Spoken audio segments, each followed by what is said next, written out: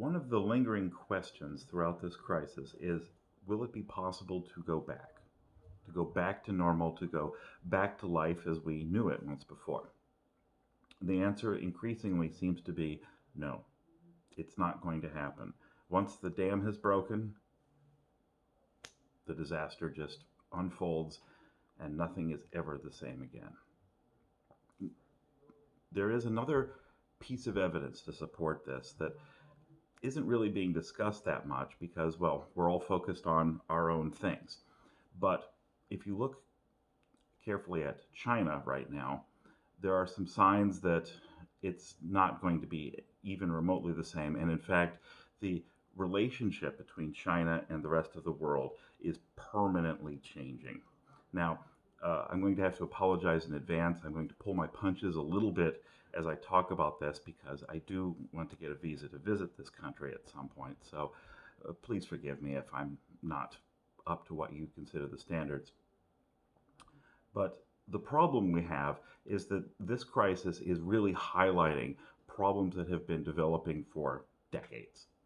And nowhere do we see this more than in China, a very fragile economy to start with. Now, one of the stories that kind of highlights all of this is, well, a dam possibly breaking or flooding, certainly.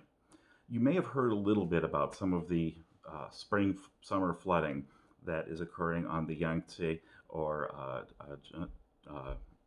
Changjiang River. This is an annual event. It usually occurs in July. It's a little early this year, but it's been very severe. In Sichuan province, it is definitely a 100-year event. They're seeing flooding they haven't seen since 1940.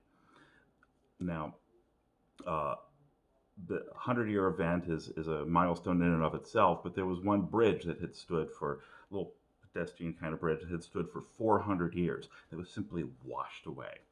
This is beginning to look like a 1,000-year event for flooding in the Yangtze Valley, the Yangtze Basin, which is a long, kind of dragon shaped, strange thing. And it's prone to this sort of thing.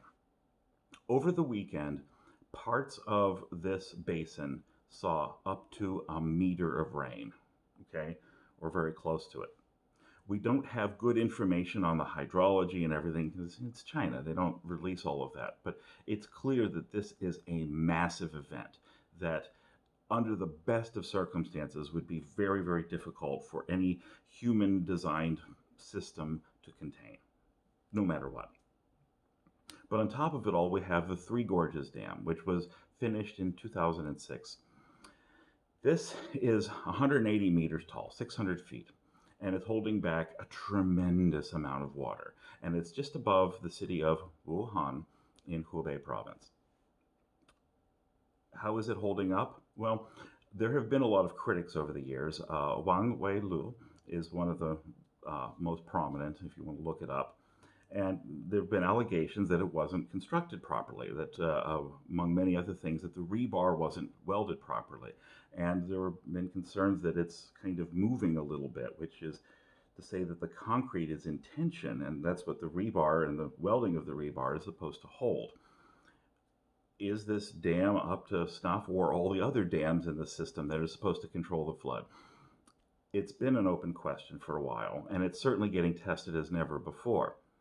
But what's important is, let's just assume that this was designed and built absolutely perfectly. The kind of hydrological event that's occurring right now is incredible, right? And we're going to see the real test for this come Wednesday to Friday, July 1st to 3rd, somewhere in there, as the wall of water coming down from the mountains of Sichuan province moves into the area, along with all of the rain they've already had right there. I'm sure people are working heroically to do something about it. Now, why is this important? Well, how much have you heard about it? This is, without any doubt, the most incredible catastrophe or incredible event that we have seen in a long time, and it is likely to become some level of major catastrophe as it unfolds over weeks. It takes a while for a flood to occur. But how much have you heard? The Communist Party of China seems to be restricting the amount of news that comes out about all of this flooding. They don't want everybody to know, and it's not just the Yangtze River, by the way. It's also the Pearl River going into Guangdong and Shenzhen. Uh, the whole southern China is experiencing that, and we're not hearing about it. How is that possible? How is this being restricted? See, that's kind of news in and of itself.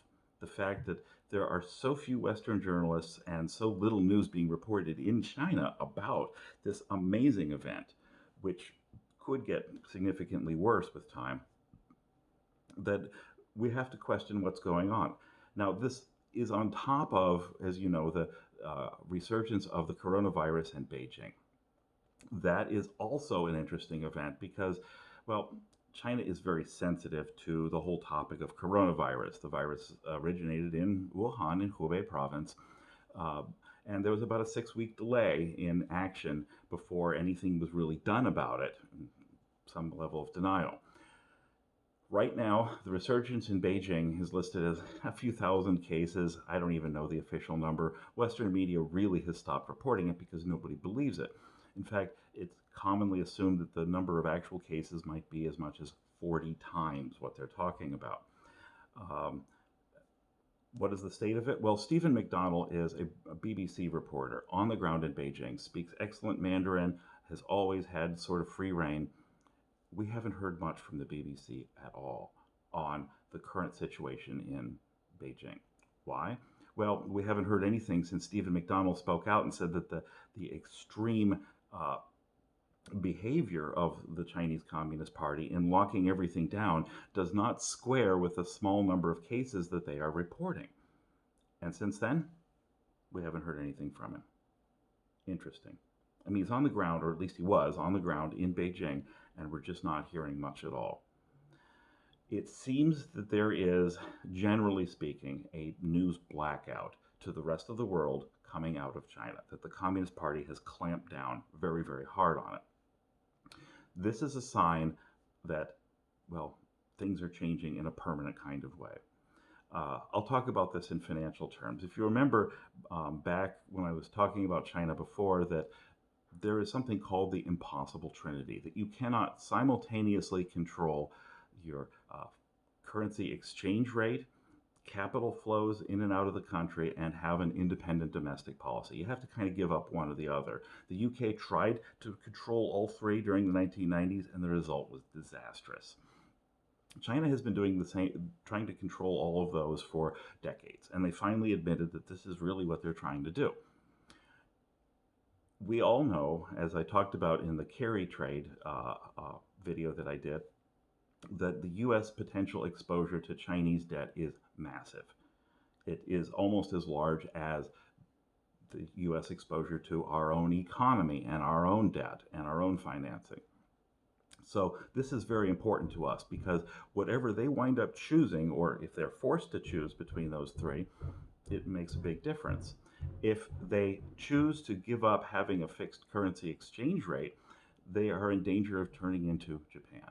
If they are give up on having free capital, or if they give up on having a independent domestic policy, they wind up possibly turning into Brazil. If they give up having free capital flows, they kind of have the potential to turn into North Korea. Which one do they choose? The answer seems to be more and more all the time North Korea. They're turning internally. Why? Well, we in the West like to talk about China as if it's all about us. It isn't. Okay? The Chinese Communist Party is much more interested in domestic concerns and keeping their own control over things. And this is where it gets interesting because the possibility of turning inward like that is going to break a whole lot of different things. And this is independent of the potential new security law in Hong Kong and how they might enforce that, or any border skirmishes with India, all of those kinds of things. They're going to be more and more focused on themselves. And there is internal dissent. Okay? Li Keqiang, as the vice premier, has spoken out openly about a need to do more to help the poor in China and was rebuked for this. This doesn't happen. Okay, there are signs that there are internal fractures because they are moving towards an internal phase. And this internal focus that is growing in China is probably a reaction to the simple fact that their economy is even more fragile than it is in the rest of the world. And their first instinct is going to be to have more control over it. That means that news about things like coronavirus, etc., are not going to come out, or even a massive hydrological event, a flood, we're just not going to hear about. Now, I'm not saying that the Three Gorges Dam is going to break, but it is going to be tested like it never has before. This does look like a 1,000-year flood. Hard to tell. I'm used to sort of watching things on the Mississippi where we have tremendous amount of information. We just don't have that from China. But even if everything was done perfectly, it's going to be huge. And we hear so little about it. Look, if the dam breaks, 400 million people live downstream. That's significantly more than the population of the United States. All right? It's huge. That many people are likely to be affected no matter what. Why are we hearing so little about it? Why are we hearing so little about the progress of the virus or any of the other things? That is news in and of itself. Because if China turns inward, their ability to finance the massive debt that has been accumulated is going to be questionable. And that's going to affect you and I very directly in the developed world. And it means that things are simply not going to return to normal. In a certain sense, the dam is breaking. The financial sense, in the political sense, things are not going to return to normal. Watching the lack of news is very difficult, of course, but it's important to understand how things might go. China is disconnecting from the world. We know that.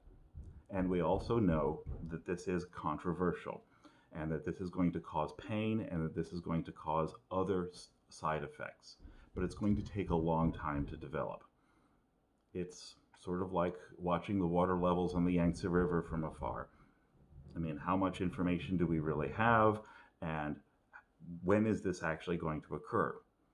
In terms of the Three Gorges Dam, we've got less than a week, I think, that we're going to know a little bit more about what's going on. But in terms of the financial dam breaking, it's going to take months.